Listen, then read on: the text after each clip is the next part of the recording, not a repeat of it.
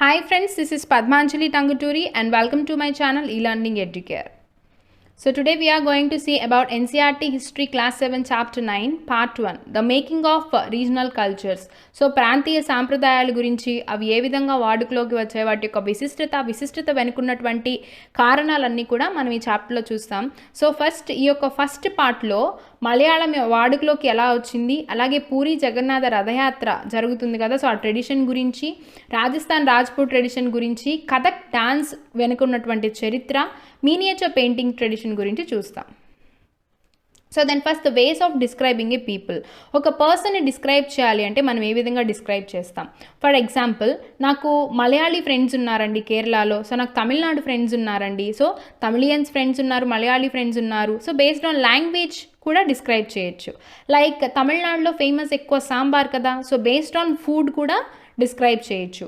అలాగే culture, so marriage చూసుకున్నట్లయితే different traditions ఉంటుంది, రైట్? సౌత్ ఇండియాలో ఒక విధంగా ఉంటుంది, నార్త్ ఇండియాలో ఒక విధంగా ఉంటుంది. సో బేస్డ్ ఆన్ కల్చర్ కూడా పీపుల్ని మనం డిస్క్రైబ్ చేయొచ్చు. అండ్ క్లాతింగ్, శారీ డ్రాపింగ్ స్టైలే తీసుకున్నట్లయితే కేరళలో ఒక విధంగా ఉంటుంది, తమిళనాడులో ఒక విధంగా ఉంటుంది, అండ్ నార్త్ ఇండియాలో ఒక విధంగా ఉంటుంది, right? So based on clothing కూడా వాళ్ళని చూసి మనం డిస్క్రైబ్ చేసి గుర్తుపట్టచ్చు. దెన్ డాన్స్ అండ్ మ్యూజిక్ని బేస్ చేసుకొని, అలాగే regional cultures. So regional cultures, ఈ యొక్క ప్రాంతీయ సాంప్రదాయాలన్నీ కూడా these are all came from intermixing of the local traditions అని మనకి ఇక్కడ వివరిస్తున్నారు, రైట్? లోకల్ ట్రెడిషన్స్ని బేస్ చేసుకొని, so due to the intermixing of ఈ లోకల్ ట్రెడిషన్స్, ఈ రీజనల్ కల్చర్స్ అనేది మనం ఇప్పుడు ఫాలో అవుతున్నాము. Then first here Cheras development of Malayalam. So Cheras అంటున్నాం, డెవలప్మెంట్ ఆఫ్ మలయాళం అంటున్నాం. What is the connection between Cheras and Malayalam? In the sense which is earliest example of connection between language and region అని చెప్పొచ్చు, right? And there is a Chera kingdom of Mahodayapuram. So present day Kerala ఉంది కదా, so ఆ ప్లేస్లోనే ఆ medieval టైంలో there is a Chera kingdom of మహోదయపురం. వాళ్ళు 9వ శతాబ్దంలో అది పరిపాలిస్తూ ఉన్నారు అనమాట, Chera kingdom of Mahodayapuram. So it was established in 9th century, 9వ శతాబ్దంలో పరిపాలిస్తూ ఉన్నారు. అండ్ చీరా రూలర్సే మలయాళం లాంగ్వేజ్ని ఇంట్రడ్యూస్ చేశారు, స్క్రిప్ట్ కూడా మలయాళంలోనే ఉండేది. సో ఇప్పుడు స్క్రిప్ట్ అనేది మలయాళంలో ఉండేది అని మనకి ప్రూఫ్ ఏంటి అంటే 9వ శతాబ్దంలో దొరికినటువంటి ఇన్స్క్రిప్షన్స్లో so old form of Malayalam అనేది దొరికిందనమాట ఆఫీషియల్ రికార్డ్స్లో కూడా.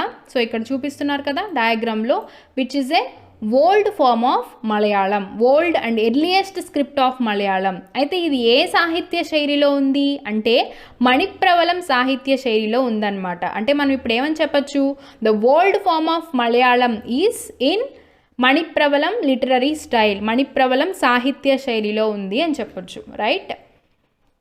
సో అయితే టెంపుల్ థియేటర్స్లో అంటే నాటకాలు అండ్ డిఫరెంట్ స్కిట్స్ అవన్నీ కూడా పర్ఫామ్ చేసేవారు కదా ఆ రోజుల్లో. సో అప్పుడు ఈ యొక్క సంస్కృత పురాణాల నుంచి స్టోరీస్ తీసుకొని వచ్చి పర్ఫామ్ చేసేవారట.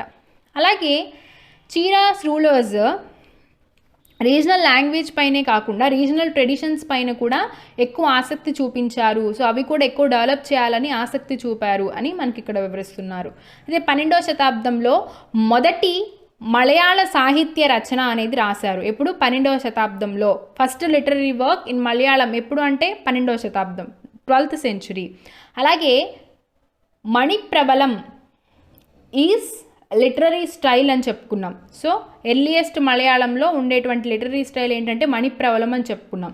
సో మణిప్రవలం అనే లిటరరీ స్టైల్ ఉంది అని చెప్పడానికి ఇంకొక ఎగ్జాంపుల్ ఏంటంటే లీలా తిలకం అనేటువంటి బుక్. సో లీలా తిలకం అనేటువంటి ఈ రచనలో గ్రామర్ అండ్ పొయిటిక్స్ రాశారు, which was in Manipravalam literary style. ఎప్పుడు రాశారు? 14వ సెంచరీలో రాశారు. అయితే మణిప్రవలం అని ఇందాక నుంచి ఒక 3-4 సార్లు అనుకున్నాం కదా. సో ఈ మణిప్రవలం మీనింగ్లో మణి అంటే డైమండ్స్ అట, ప్రవలం అంటే కోరల్స్ అట. సో మణి అంటే diamonds in Malayalam, corals in Sanskrit. So which refers 2 languages, Sanskrit and regional language, right?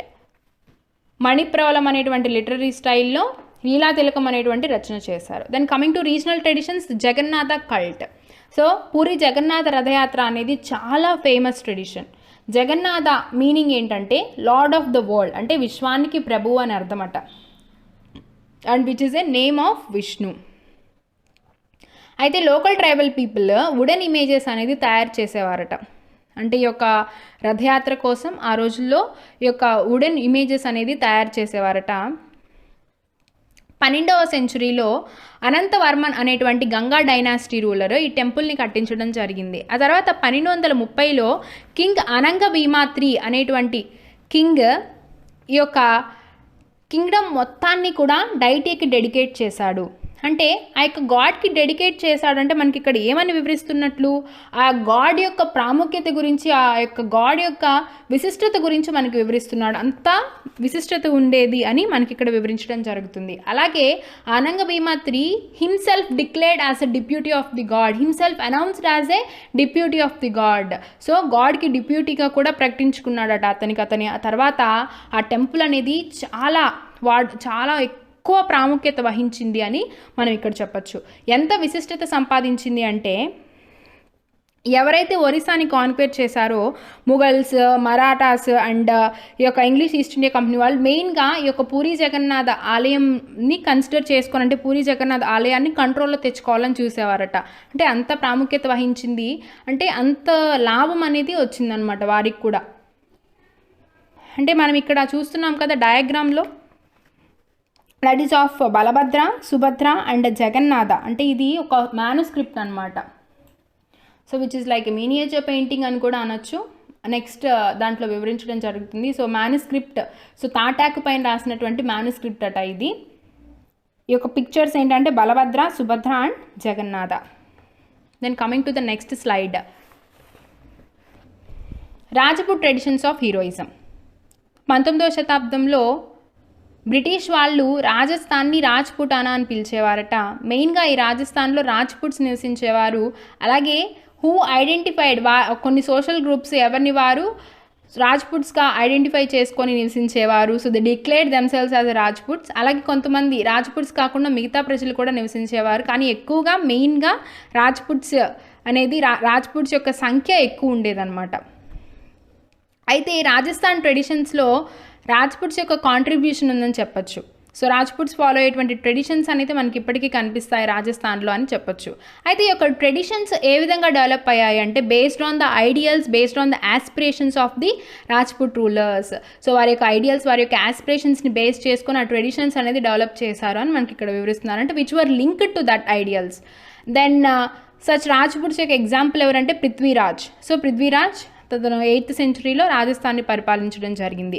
అయితే ఈ యొక్క రాజ్పుట్ రూలర్స్లో ఐడియల్ ఆఫ్ హీరో, నిజమైన రియల్ హీరో ఎవరు అనంటే హూ ఫాట్ వ్యాలియంట్లీ, వీరత్వంతో పోరాడాలి, ముందు చావు ఎదురు చూస్తున్నా సరే, అంటే మనం భయపడి వెనక్కి రాకూడదు, వార్లో భయపడి వెనక్కి రాకుండా వీరమరణం పొందడానికైనా సరి, కానీ వెనక్కి రావడానికి వాళ్ళు ఇష్టపడరు అనమాట. So they choose death rather than face defeat. So ఓడాము అని చెప్పుకోవడం కన్నా కూడా ముందుకు సాగి యుద్ధంలో మరణించడమైనా వాళ్ళు సిద్ధపడతారు. సో వాళ్ళు రియల్ హీరో అంటే ఆ విధంగా నమ్మేవారట. అలాగే వారి యొక్క స్టోరీస్ అనేది చాలా ఇన్స్పైర్ చేశాయట అందరినీ కూడా.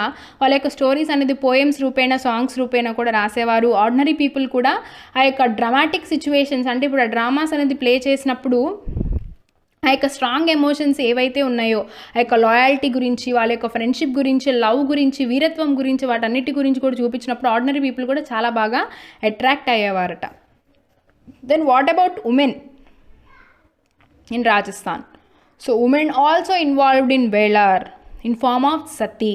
సతీ సాగమనం ఉంది కదా, సతీ సాగమనం ఆచారం ప్రకారం భర్త చనిపోయిన తర్వాత భార్యని కూడా భర్తతో పాటు తీసుకొని వెళ్తారు. సో భార్యని కూడా భర్తతో పాటు తీసుకొని వెళ్ళి, so which on funeral fire of their husband.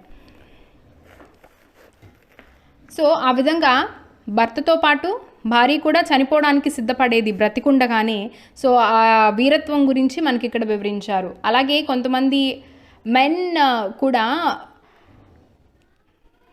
ఉమెన్ని రక్షించడం కోసం, ఉమెన్ని గెలవడం కోసం కూడా కొన్ని యుద్ధాలు కూడా జరిగేవట. Then coming to the story of Kathak.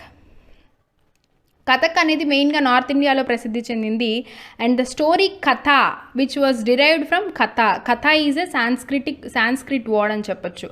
Kathak అనేది ఒక క్యాస్ట్ నేమ్ అనమాట, స్టోరీ టెల్లర్ యొక్క caste name. So which is a caste of story tellers. North ఇండియాలో కథ చెప్పేటువంటి ఒక స్టోరీ టెల్లర్స్ యొక్క క్యాస్ట్ నేమే కథక్ అనమాట. సో మీరు 15-16వ శతాబ్దంలో ఈ కథక్ డాన్స్ అనేది చాలా బాగా ప్రసిద్ధి చెందింది అని చెప్పచ్చు. మెయిన్గా ఈ స్టోరీ టెల్లర్స్ ఇప్పుడు వాళ్ళు ఒక కథ గురించి చెప్పేటప్పుడు దానిలో ఉన్నటువంటి హావభావాలన్నీ కూడా డిఫరెంట్ గెస్చర్స్ తోటి, పోస్టర్స్ తోటి వాళ్ళు చూపించేవారు అనమాట. సో ఆ విధంగా 15-16వ శతాబ్దానికి వచ్చేసరికి భక్తి మూమెంట్ ద్వారా ఈ కథక్ అనేది చాలా బాగా స్ప్రెడ్ అయిందట. ఏ విధంగా? అసలు భక్తి మూమెంట్ అంటే ఏంటి? దేవుని గురించి ప్రమోట్ చేయడం, దేవుని యొక్క వీరత్వాన్ని గురించి. సో ఆ దేవుని కథ గురించి వివరిస్తూ ఈ కథక్ ద్వారా వివరించేవారు అనమాట. సో ఆ విధంగా చాలా బాగా స్ప్రెడ్ అయిందట కథక్ యాజ్ వెల్ యాజ్ భక్తి మూమెంట్ కూడా. అలాగే రాసలీల అనేటువంటి ఫోక్ ప్లే అనేది చాలా ఫేమస్ అట, which is a combined folk dance. So folk dance తోటి ఒక బేసిక్ గెస్చర్స్ తోటి, బేసిక్ డ్యాన్స్ ఫామ్స్ తోటి చేసేవారనమాట. So by Kathak story tellers. Mughal కోర్ట్స్లో ఈ యొక్క ఫోక్ డ్యాన్స్, ఈ యొక్క కథక్ డ్యాన్స్ అనేది పర్ఫామ్ చేసేవారు. ఆ విధంగా కథక్స్ అనేటువంటి క్యాస్ట్ వాళ్ళు కథక్ అనేటువంటి స్టోరీ టెల్లర్స్కు, so Kathak caste of story tellers చేయడం వల్ల కథక్ డాన్స్ అని ఆ విధంగా కథక్ అని మారిపోయిందనమాట. ఆ తర్వాత ఈ యొక్క ట్రెడిషన్ని రెండిటిగా డెవలప్ చేశారు. One is courts of Rajasthan Jaipur and one is of Lucknow. Then Wajid Ali Shah ఉన్నప్పుడు, అంటే he is a last nawab of Awadh. So Awadh last nawab అయినటువంటి వాజిద్ అలీ షా ఉన్నప్పుడు ఈ కథక్ డాన్స్ అనేది చాలా బాగా పాపులర్ అయిందట. 19వ శతాబ్దానికి వచ్చేసరికి పంజాబ్, హర్యానా, జమ్మూ, కాశ్మీర్, బీహార్, మధ్యప్రదేశ్ ఈ ప్లేసెస్ అన్నిట్లో కూడా ఈ యొక్క కథక్ డాన్స్ అనేది ఎంతో విశిష్టత సంపాదించింది, ఎంతో ప్రసిద్ధి చెందిందట. అయితే బ్రిటిష్ అడ్మినిస్ట్రేటర్ అనేది ఈ యొక్క కథక్ డాన్స్ని అంతగా నచ్చలేదట. దాని ఆ తర్వాత 1947 ఇండిపెండెన్స్ వచ్చిన తర్వాత భారతదేశంలో 6 క్లాసికల్ ఫామ్స్ని రికగ్నైజ్ చేశారు. Out of 6 Kathak is also one. So one is Kathak and Bharatanatyam in Tamil Nadu, Kuchipudi in Andhra Pradesh, Kathakali in Kerala, Odissi in Orissa, Manipuri in Manipur. So these 6 classical forms are recognized in the country of India after independence. So 6 classical forms ni ento prasiddhigaanchina, ento visishtata chendina classical forms ga recognize chesaru. Right? Then coming to the miniature paintings. So miniature paintings అంటే ఒక small size paintings అని చెప్పొచ్చు. మనకి ఇక్కడ డయాగ్రామ్లో చూపిస్తున్నటువంటి విధంగా. So paper పైన వేసేవారు. అలాగే పామ్ లీవ్స్, తాటాకుల పైన కూడా వేయడం జరిగేది. పేపర్ లేనప్పుడు వుడ్ పైన, చెక్క పైన కూడా వేసేవారు. ఎక్కువగా ఎప్పుడు ప్రసిద్ధి చెందాయంటే ఈ యొక్క వెస్ట్రన్ ఇండియాలో జైనా టీచింగ్స్ గురించి వర్ణించేటప్పుడు ఆ టైంలో వెస్ట్రన్ ఇండియాలో మినియేచర్ పెయింటింగ్స్ అనేది చాలా బాగా ప్రసిద్ధి చెందాయట. అలాగే ముఘల్ ఎంపరర్స్ అయినటువంటి అక్బర్, జహంగీర్, షాజహాన్, సో ఆ టైంలో వాళ్ళ యొక్క కోర్ట్స్లో మ్యానుస్క్రిప్ట్స్ని వర్ణించేటప్పుడు సో ఆ విధంగా ఎక్కువ బాగా మినియేచర్ పెయింటింగ్ అనేది బాగా డెవలప్ అయింది అని మనకి ఇక్కడ వివరిస్తున్నారు. బ్రిలియంట్ కలర్స్ తోటి వాళ్ళు వర్ణించేవారట. ఇక్కడ మనం చూస్తున్నాం కదా, ఎంతో చక్కగా గీసింది పెయింటింగ్ అంతా కూడా చూస్తూ ఉంటే. అండ్ సామాజిక జీవితాల గురించి కూడా వాళ్ళు వర్ణించేవారట. ఎప్పుడైతే ముఘల్ యొక్క డిక్లైన్ అనేది స్టార్ట్ అయిందో, ముఘల్స్ యొక్క డౌన్ఫాల్ అనేది స్టార్ట్ అయిందో, అప్పుడు ఈ పెయింటర్స్ అందరూ కూడా ముఘల్ కోర్ట్స్ నుంచి డెక్కన్ అండ్ అలాగే రాజస్థాన్ రాజ్పుట్ కోర్ట్స్లో కూడా సెటిల్ అవ్వడానికి ప్రయత్నించారు. మెయిన్గా జోధ్పూర్, బుందీ, కోట అండ్ కృష్ణనగర్ ఈ ప్లేసెస్లో మైథాలజీ పురాణాల గురించి వివరిస్తూ వేసినటువంటి మినియేచర్ పెయింటింగ్స్ కూడా చాలా విశిష్టత సంపాదించుకున్నాయట. అలాగే 17వ సెంచురీలో బాసోల్హి పెయింటింగ్. సో 17వ సెంచురీలో బాసోల్హి అనేటువంటి పెయింటింగ్స్ కూడా చాలా ఎక్కువగా ప్రసిద్ధిగాంచాయి. And in these most popular text which was painted by Bhanudatta. So he written Rasamanjari అనేటువంటి బుక్ రాశాడు. ఇందులో ఏంటంటే ఆ పెయింటింగ్స్ గురించి, ఆ పెయింటింగ్ టెక్స్ట్ గురించి, వాటన్నిటి గురించి కూడా రాయడం జరిగింది బై పోయెట్ భానుదత్త. దెన్ ఆ తర్వాత ఎప్పుడైతే నాదిర్ షా ఇన్వేషన్ జరిగిందో, సో నాదిర్ షా ఇన్వేషన్ అప్పుడు వీళ్ళు ఏం చేశారు, they move to the hills. So వాళ్ళు వేరే ప్లేస్కి వెళ్ళిపోయి వాళ్ళందరూ కూడా అసోసియేట్ అయ్యి కంగ్రా స్కూల్ ఆఫ్ పెయింటింగ్ అని స్టార్ట్ చేయడం జరిగింది. సో కంగ్రా స్కూల్ ఆఫ్ పెయింటింగ్ ఎప్పుడు 18వ శతాబ్దంలో స్టార్ట్ అయింది. బాసోలి పెయింటింగ్స్ 17వ శతాబ్దంలో స్టార్ట్ అయింది. సో కంగ్రా స్కూల్ ఆఫ్ పెయింటింగ్స్ అనేది ఎక్కువగా దేన్ని ఇన్స్పైర్ చేసుకొని వేసేవారంటే it's based on Vaishnavite traditions అట. సో అంటే రాధా మరియు కృష్ణ పెయింటింగ్స్ అనేది వేసేవారు. వాటి గురించి వర్ణిస్తూ ఆ కథల గురించి వర్ణిస్తూ అదంతా కూడా వైష్ణవైట్ ట్రెడిషన్స్ని బేస్ చేసుకొని వైష్ణవైట్ ట్రెడిషన్స్ని వివరిస్తూ soft colours like blue, green, so ఆ విధంగా డిఫరెంట్ థీమ్స్ని బేస్ చేసుకొని వైష్ణవైట్ ట్రెడిషన్స్ని మాత్రం వర్ణించేవారట. ఇది Kangra school of painting. Okay, this is about the chapter. So first part of the chapter discuss చేసుకున్నాము. And thank you friends. If you think it's useful, please do share and subscribe to my channel eLearning Educare. Thank you friends.